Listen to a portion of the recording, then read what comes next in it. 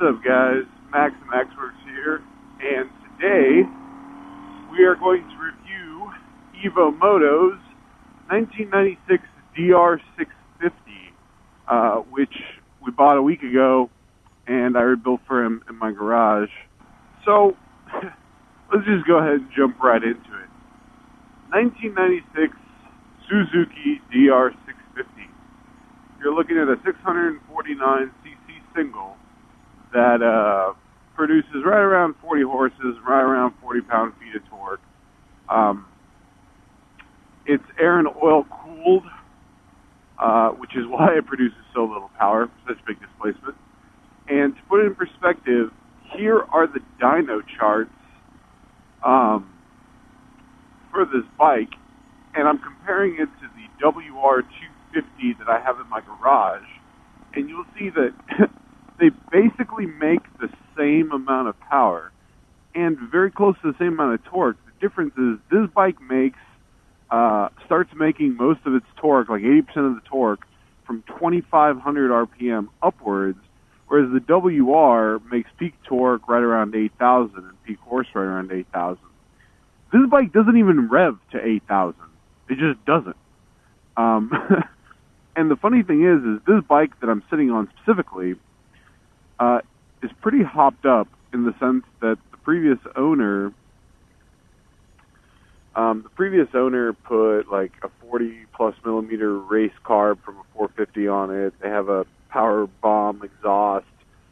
They got all kinds of stuff. So as I'm talking about that, let's cue the walk around.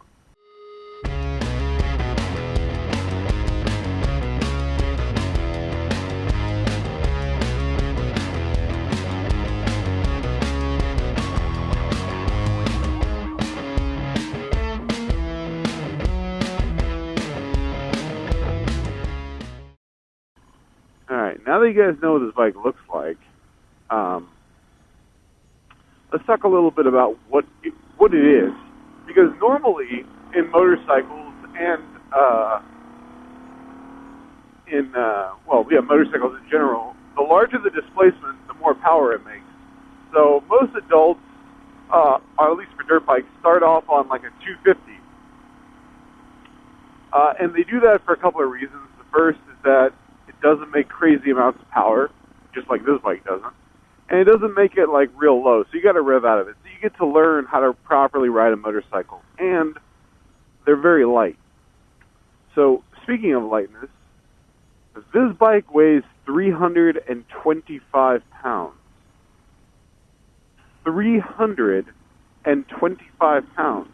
That's 100 more than the 250, 75 more than the KTM, and all around about 100 pounds way too much for a dirt bike. But this isn't really a dirt bike, because remember, like I was talking about the classes, it goes 250, there's some 300, 350s, and basically you make the jump to the 450 motocross bikes. And then after that, there's a few outliers like the 525. Honda makes an XR650R that's water-cooled and pretty quick. But in this category, there's the Suzuki DR650, there's the KLR 650, and then there's the Honda XR650L, which is air-cooled as well. And if we think back to what I like to call the triangle of life, and the triangle of life in terms of motorsports is it can be cheap, it can be powerful, or it can be reliable. You get to pick two out of the three. And while most motocross bikes are cheap and they're fast, they're very unreliable. This bike goes in the other direction. This bike is extraordinarily reliable and fairly cheap. And as a result, it is performance that suffers because this thing doesn't doesn't rev very much. It doesn't make a whole lot of power. And because it doesn't do those things, it actually is extremely reliable. And that is the reason that this bike, if you were crossing the steppes of Russia or the savannah of Africa or something of that nature, this is the bike I'd want to be on. Because you can literally fix it with duct tape and toothpicks, and while it doesn't perform very well, it does make a crap ton of torque down low, which means that it can idle over rocks and stuff like that, like they're nothing. And that's what this bike is famous for. It's famous for basically just idling over anything that happens to get in its way, which makes it really cool, at least in my opinion. So those three bikes kind of exist in a class of their own, because nobody really makes anything that competes with it. The DR650, I think they stopped making it a few years ago. I know the KLR is still in business, if only just. And the Honda, I believe, is also still around, but I mean, they sell a very limited number of them in the United States because nobody wants them. I mean, this thing plows like a tractor, but that's full throttle in top gear. And, you know, they're 70 miles an hour, but it, you know, acceleration or speed isn't really its forte, or even really its game. It's really not interested in it. And I always do my best to try to evaluate these bikes for you guys as what they were designed to do. Because if I take a super bike in the mud, it's going to suck ass. If I take a dirt bike on a, well, dirt bike on a racetrack is a supermoto, but if you take a dirt bike in stock trim on a racetrack, it's not going to be a fun experience on knobbies. So this bike is set up as a supermoto, but it was never really intended for this.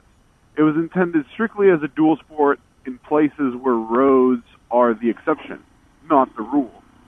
And as a result, it's that's kind of what it feels like. I mean, that's full throttle. So I've talked about the engine enough. Let's talk about the suspension. The suspension's been reworked by some guy or whatever, and as a result, it's a little bit stiffer than stock, which is good because I'm a heavy rider. But to be honest with you, the suspension doesn't push you. It doesn't excite you. It doesn't want you to go faster. In fact, it would really appreciate if you go slower and bumpier.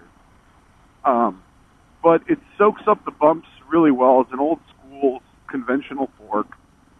But like I said, it soaks up all of the bumps really, really well, without any hesitation. The front end is a little bit light for my taste. I'm not really sure what that's caused by in this case, because the suspension is well looked after. We're going to go check out the BMX park, see if the cop is there. There's a BMX park over here, and if the cop isn't there, we'll roll through it. If the cop is there, we'll politely turn around and go home. But, I mean, this bike is underwhelming in pretty much every major performance category, except for reliability. And if I lived in a place where reliability was the difference between life and death, I sure as fuck would not want a KTM 525 as my daily driver. I would want this. I would be willing to sacrifice everything. And by the way, this bike will go on the highway just fine, and it will cruise just fine. And the seat is very wide and very comfy, and the frame is big and heavy, so it tracks straight. And in general, it's quite a bit of fun in that sense. But it kind of reminds me of my pickup truck. And in a lot of ways, it's basically a tractor. It's the tractor version of a motorcycle. Because, like, if motorcycles were used as tractor vehicles, this is what I'd want. If I had to pull things out of a ditch, hoard up some beeves, or herd up some beeves, or any of that kind of work, this would definitely be the motorcycle I would want. Well, there's a lot of kids here, so... Damn it. Go back to school, children. Leave the fun stuff for the adults. It's Saturday, so kids aren't in school, but whatever. Anyway. So... community service. That's nice. So, and there is the cop. I knew he was around here somewhere. There is always a state trooper or ranger or whatever they're called out here.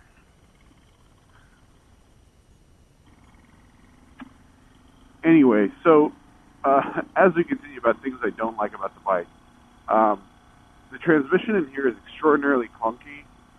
It has been brought to my attention that there's a very good possibility it had been rebuilt at some point. And it very well might have, but whoever rebuilt it was an idiot, and they didn't shim anything properly. Or these gears are all worn out. It's one or the other. But, I mean, it is really hard to shift it. Even wearing boots, even clutching it, it just doesn't want to go at all. So, while the seat is comfy, the position is great. This bike can tour all day. It can climb rocks. It can do all kinds of off-roady stuff. It's just not a very good supermoto.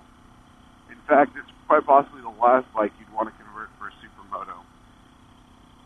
Especially if you're going to spend $3,000 hopping it up with like the best performance parts you can buy and gaining maybe a horsepower. Which isn't to say there's something wrong with this bike. There isn't.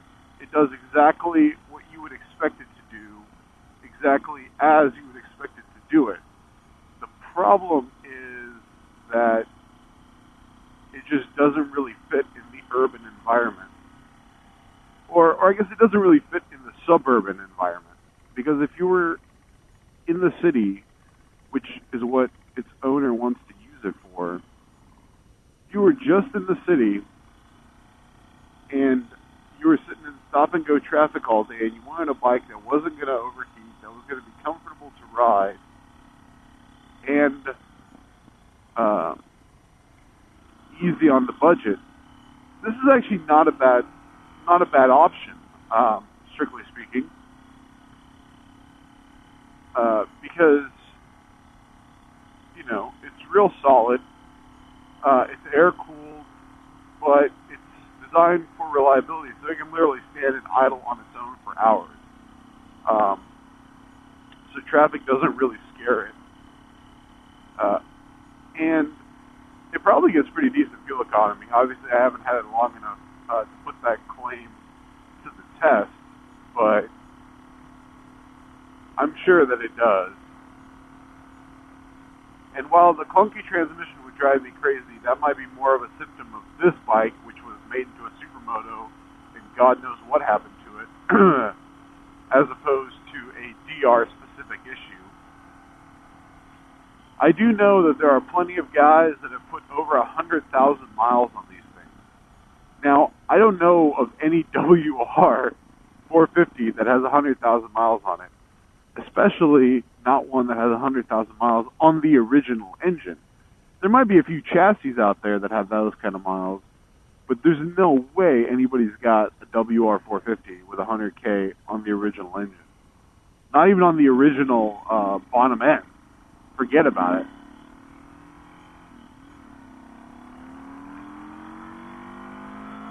I mean, that's full throttle, and I'm talking to you guys like I got nothing better to do, because I don't. It just doesn't really want to rev. It feels happiest. So I don't know, where's the top gear? There's top gear. So right there at 3,500 RPM or whatever that is, that's where this bike is happiest. Right now, as we're cruising along at 55 miles an hour at 3,800 RPM, maybe? 3,700 RPM. And this bike is totally content with its place in life right now. There's no worries, no concerns. You can see how the front end is a little loose. And I don't know what's causing that. Yesterday when I was riding, the handlebars actually fell off. Because I had torqued one side because it was falling out, but not the other. But I fixed that now. So EvoMoto is coming. We're going to do Supermoto Saturday today. There's going to be a whole bunch of nonsense here in a little bit. And I'm going to bring this bike back to the garage. We're going to clean it up. Or not clean it up. That's a lie. We're not going to clean it So I'm going to air up the tires to make sure everything is good to go on all the bikes, and then we're going to go ride. So I hope you've enjoyed this review. If you like the video, as always, please subscribe. It means a lot to me. Helps me stay warm at night, or feel warm at night. And that's it.